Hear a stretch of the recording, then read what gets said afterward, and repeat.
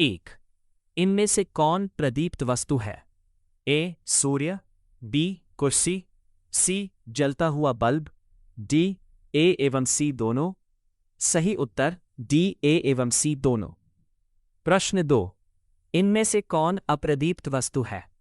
ए सूर्य, B बुझा हुआ bulb, सी तारा, D इनमें से कोई नहीं। सही उत्तर बी बुझा हुआ बल्ब। प्रश्न 3। किरण पुंज कितने प्रकार के होते हैं? ए 1, बी 2, सी 3, डी 4। सही उत्तर सी 3।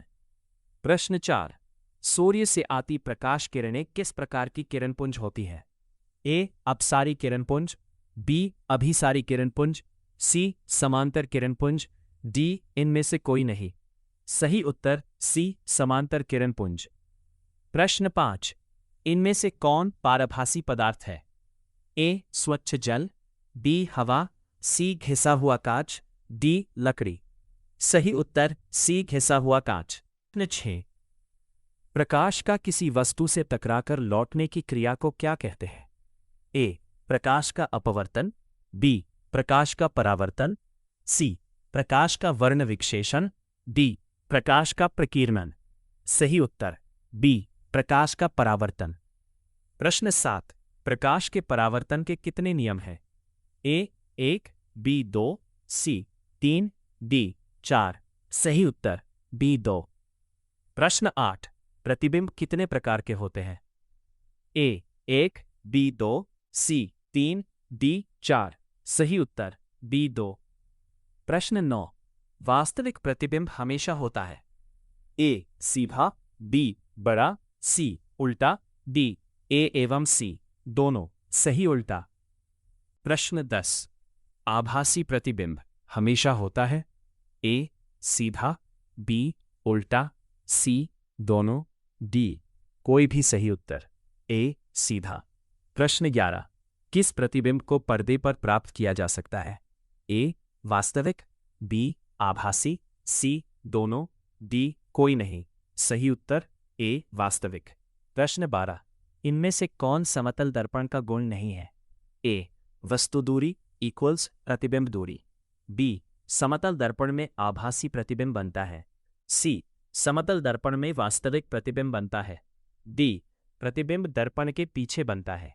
सही उत्तर सी समतल दर्पण में वास्तविक प्रतिबिंब बनता है। प्रश्न 13। किस दर्पण में वस्तु का प्रतिबिंब पार्श्विक रूप से उल्टा बनता है?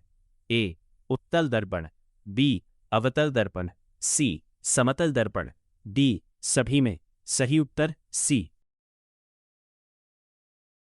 प्रश्न 14। परावर्तन का कोण होता है? ए आपतित किरण और दर्पण के सतह के बीच का कोण, बी आपतित किरण और दर्पण की सतह पर खींचे गए अभिलंब के बीच का कोण, सी परावर्तित किरण और दर्पण की सतह के बीच का कोण, डी परावर्तित किरण और दर्पण की सतह पर खींचे गए अभिलंब के बीच का कोण। सही उत्तर डी। प्रश्न 15। निम्नलिखित में किसमें काल्पनिक प्रतिबिंब बन सकता है?